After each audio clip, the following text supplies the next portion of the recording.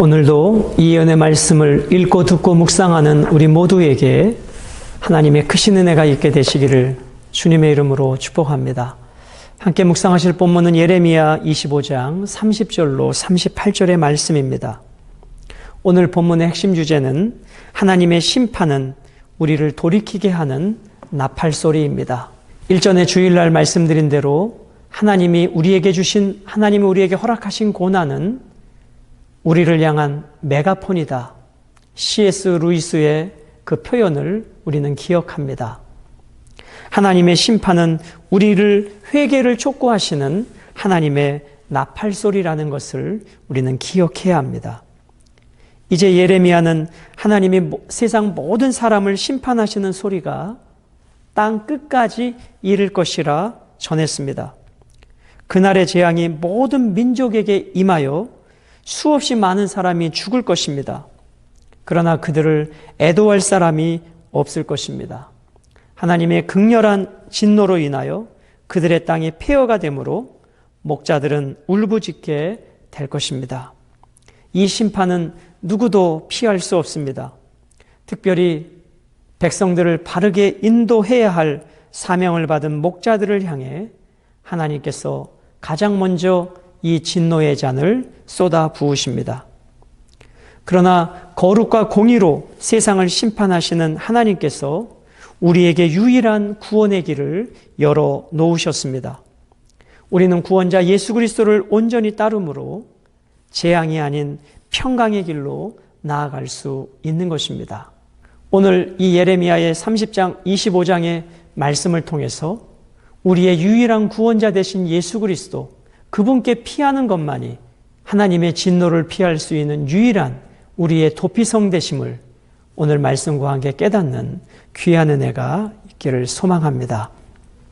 자, 오늘 30절은 하나님을 비유하시는데 사자나 농사를 다 짓고 포도를 수확하는 그 농부의 마음으로 하나님을 소개하고 있습니다. 그러므로 너는 그들에게 이 모든 말로 예언하여 이르기를 여호와께서 높은 데서 포효하시고, 자, 포효하다, 사나운 짐승의 울부짖음을 말하죠. 특히 사자가 상대를 위협할 때 내는 소리를 포효한다, 그렇게 표현합니다. 그러므로 이 포효를 듣는 다른 짐승들은 두려울 수밖에 없죠. 그럼 무슨 의미입니까? 하나님의 이 포효하신다는 의미는 하나님의 심판 앞에 이제 모든 사람들이 두려울 수밖에 없다, 그런 표현인 것입니다.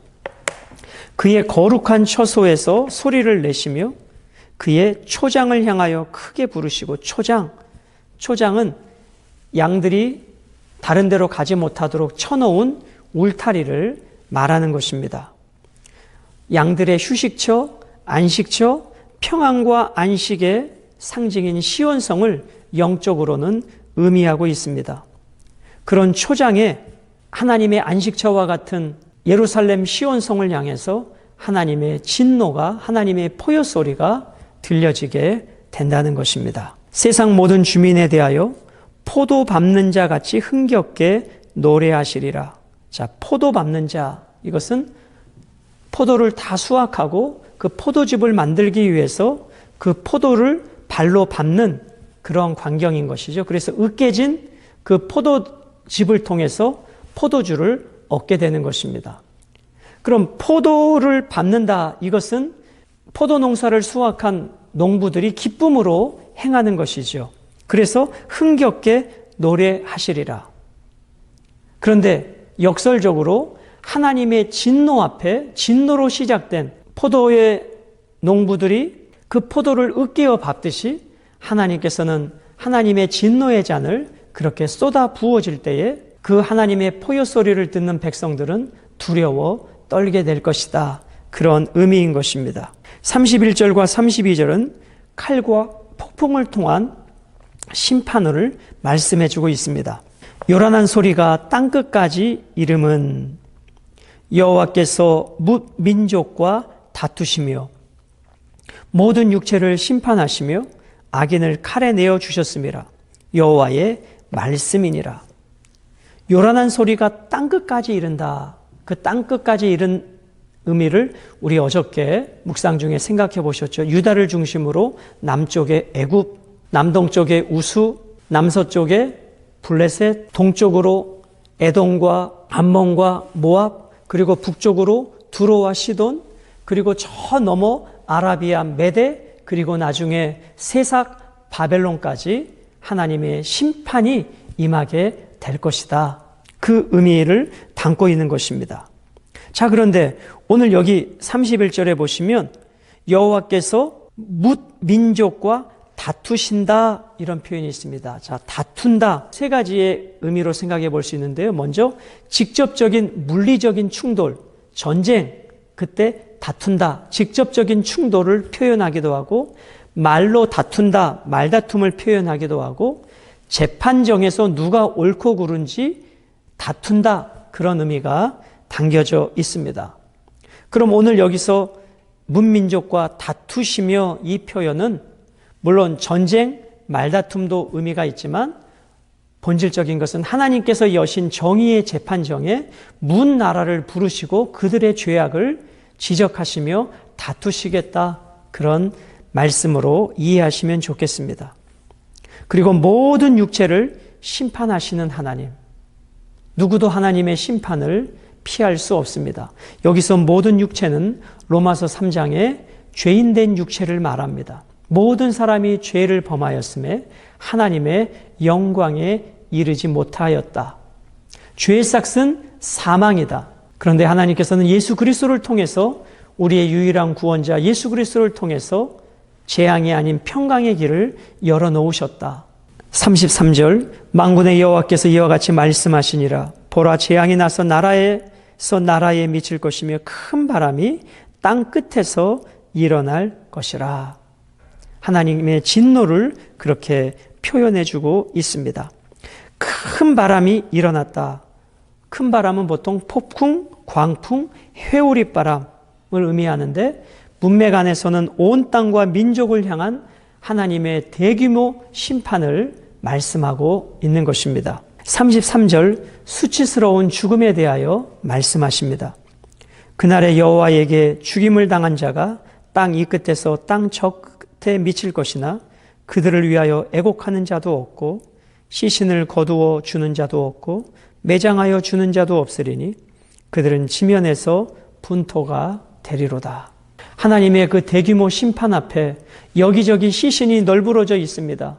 그 시신을 거두어 장례를 치러줄 사람이 없을 정도로 이 땅은 황폐해지고 그러한 하나님의 심판을 받게 된다는 것입니다. 그리고 자연도 하나님의 저주 가운데 흉년과 가뭄을 통해서 재앙을 받게 되는 것입니다. 34절, 너희 목자들아 외쳐 왜곡하라. 여기서 목자는 이방의 지도자들을 말하는 것입니다. 이방 나라의 지도자들. 너희 양떼의 인도자들아, 양떼의 인도자들. 잿더미에서 뒹굴라. 사람이 죽으면 잿더미로 변하죠. 그런데 자신을 그렇게 죽은 자처럼 슬퍼하라는 것입니다. 이는 너희가 도살당할 날구와 흩음을 당할 기한이 찼음인즉 너희가 귀한 그릇이 떨어진과 같이 될 것이다. 이방 나라의 주권자들, 이방 나라의 지도자들도 하나님의 그 진노 앞에, 그들도 심판 앞에 서게 될 것이다. 그래서 이방 나라의 지도자들도 수치스러운 죽음을 당하게 될 것이고 그것을 느끼며 슬퍼하라고 말씀해 주고 계신 것이죠. 35절은 그렇게 목자들을 향한 심판 경고의 말씀이 있고 36절로 38절은 폐허가 될 이방의 목장들에 대하여 말씀해 주고 있습니다. 자, 35절부터 읽어볼게요. 목자들은 도망할 수 없겠고 양떼의 인도자들은 도주할 수 없으리로다. 하나님의 심판을 그 누구도 피할 수 없다는 것입니다. 하나님의 심판 앞에 도망갈 수 있는 자가 없다는 것이죠. 어디에도 안전한 곳이 없다는 것입니다. 설령 그들이 이방의 왕, 이방의 고위 관직에 있는 지도자들이라 할지라도 하나님의 심판을 피할 수 없으리라 말씀합니다. 36절, 목자들이 부르짖는 소리와 양떼의 인도자들이 애곡하는 소리여 여호와가 그들의 초장을 황폐하게 함이로다. 유다로부터 시작된 하나님의 진노의 잔이 이방 땅에게도 땅끝까지 하나님의 심판이 이루어질 것입니다. 평화로운 목장들이 여호와의 진노하시는 열기 앞에서 적막하게 되리라. 그가 젊은 사자같이 그 굴에서 나오셨으니 그 호통치시는 분의 분노와 그의 극렬한 진노로 말미암아 그들의 땅이 폐허가 되리로다 하시니라. 하나님께서 젊은 사자처럼 포효하시며 하나님께서 열국을 향해서 심판하실 것이다. 그래서 하나님의 심판 앞에 수없이 많은 죽음들이 생겨날 것이고 그와 더불어 이 땅도 황폐한 땅이 될 것이다 말씀하십니다. 사랑하는 여러분, 이제 이 하나님의 진노의 잔은 시작이 되었습니다. 누구도 막을 수 없고 누구도 멈출 수 없습니다. 그러므로 우리는 깨달아야 합니다. 어떻게 깨달아야 돼요? 여러분, 하나님께서는 노아 시대에 노아를 통해서 방주를 만들며 백성들에게 하나님의 경고의 메시지를 전했습니다. 그런데 홍수가 나서 심판이 이르기까지 그들은 먹고 마시고 취하고 시집가고 장가가는 그 세상의 타락된 삶들을 살아왔다는 것입니다. 이것이 인간의 어리석음입니다. 폭풍이 다가오고 있고 경고가 주어짐에도 불구하고 어리석은 인간들은 그 폭풍 앞에 고난을 당하기 전까지는 여전히 세상에 취하여 살더라는 것입니다. 오늘 말씀을 통해서 이렇게 우리 한번 적용해 보실까요? 인생에 뒤늦는 후회를 하지 말자. 후회 없는 인생이 되자.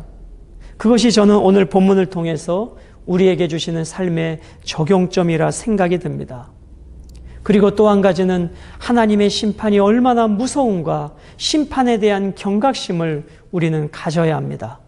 지금 내 삶이 평안하고 형통하다고 해서 지금 내 앞에 다가오고 있는 진노가 없어지는 것이 아니라는 것입니다.